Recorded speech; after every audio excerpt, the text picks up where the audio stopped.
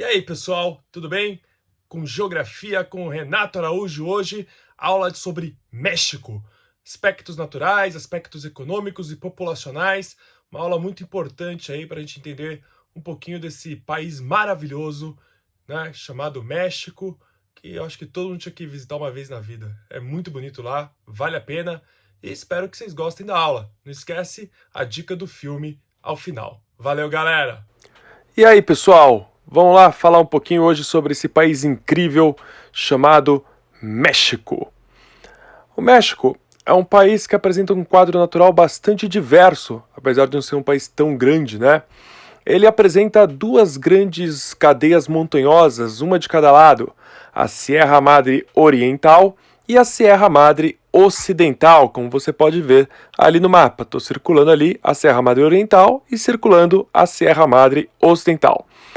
E entre as duas Sierras Madres, você tem o Planalto do México, o Planalto Mexicano, que é uma área de altas altitudes, como se fosse aí um altiplano entre as duas grandes Sierras Madres, ok? O clima do México apresenta também grandes diferenças, enquanto que no norte você vai perceber um clima árido e semiárido, já na região sul você tem o clima tropical. Inclusive, isso vai ter retrato também nas questões da vegetação, né? Você vai encontrar desertos ao norte e florestas tropicais ao sul. É importante lembrar uma outra coisa. O México é um país que apresenta intensa atividade sísmica. Os terremotos são bastante comuns em toda a área do Planalto Mexicano e das Sierras Madres. População.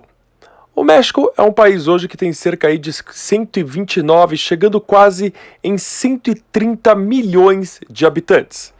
É uma população de maioria mestiça, ok? Você tem maioria mestiça, uma grande parte de indígenas e uma minoria branca.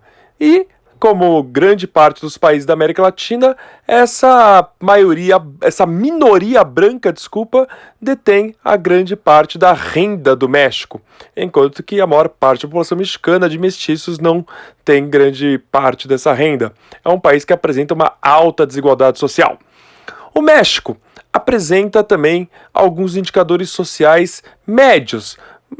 Quando eu comparo com o Brasil, por exemplo, que é um país mediano em alguns indicadores sociais, a expectativa de vida do México é de 77 anos, no Brasil é de 75.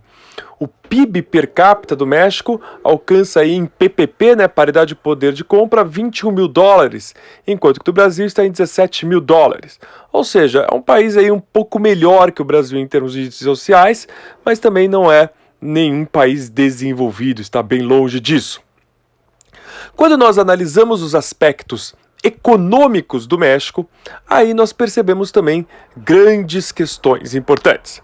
É um país em que a agricultura ainda é muito importante. A produção de milho, feijão, café, algodão, para exportação muitas vezes, né, nas chamadas haciendas, que eram como se fosse que são grandes propriedades, né, voltadas para exportação num sistema praticamente colonial, né, que vai na contramão dos chamados érridos, que são as propriedades coletivas rurais, num desejo que foi lá do século XX de ter feito uma grande reforma agrária, né, durante o período ali da Revolução Mexicana e pós-Revolução Mexicana.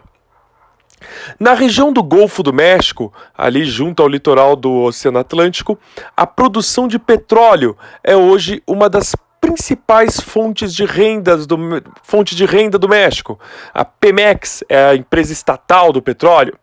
Também não podemos nos esquecer das famosas indústrias maquiladoras, né, as maquiladoras, né, que são indústrias que montam produtos, são indústrias americanas que fazem a montagem do produto no México. Com o NAFTA, o Acordo de Livre Comércio entre Estados Unidos, México e Canadá, se tornou muito comum que indústrias americanas colocassem o seu processo de montagem no México para aproveitar a mão de obra barata do México. E o turismo na cidade do México, Acapulco e lá na península do Yucatán, onde você tem Cancún, Cozumel, Playa del Carmen, são algumas das regiões onde o turismo também é uma importante fonte de renda para o México. Não podemos esquecer de algumas questões atuais do México, algumas questões importantes para a gente conseguir entender aí um pouquinho o que é o México hoje. Primeiro, a questão da imigração, né? São milhões de mexicanos que todos os anos tentam entrar nos Estados Unidos e isso levou, muitos acreditam, o Donald Trump a construir um muro, né? Essa política do Trump de fazer o muro, né, de ser uma política bem radical anti-imigração, vem levando muitos mexicanos a passar por situações bastante complicadas nos Estados Unidos, além do tráfico de pessoas, etc. Os braceiros, que são os mexicanos que tentam fugir, que tentam ir para os Estados Unidos para trabalhar nas colheitas. A questão do narcotráfico, que faz do México um dos países mais violentos do mundo. Tijuana, Ciudad Juárez e Monterrey, que são onde você tem a luta pelo tráfico, as diferentes facções que lutam pelo tráfico. E ali no sul do México, lá em laranja, onde eu coloquei uma flecha, é o estado de Chiapas, onde atua o EZLN, o Exército Zapatista de Libertação Nacional, que é um grupo que luta pelo direito dos indígenas, eles lutam pela terra, eles lutam por reforma agrária, a população mais pobre ali de Chiapas que tem essa luta por reforma agrária. Então não se esqueçam, a questão da imigração, do narcotráfico e a questão do estado de Chiapas. E aí, pessoal, curtiram a aula? Muito bom, hein? Pessoal, vou indicar 3 filmes aqui pra gente falar um pouquinho sobre México. Os 3 pegam mais ou menos a mesma coisa, a mesma questão. Uma é um filme chamado A Mula.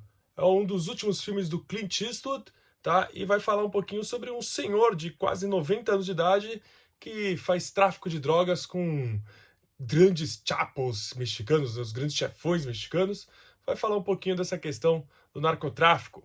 E os outros 2 filmes aqui, Sicário, o Terra de Ninguém e o Dia do Soldado, que vai falar são filmes bem violentos, bem tensos de se ver, né? Os 2 acho que são proibidos para 16 anos aqui, e são 2 filmes interessantes aí sobre a questão do tráfico de drogas e sobre o tráfico de imigrantes, sobre o tráfico de gente também no México. Acho que você vai gostar dos 2 filmes, vale a pena ver os 2 Sicários e A Mula, com Clint Eastwood.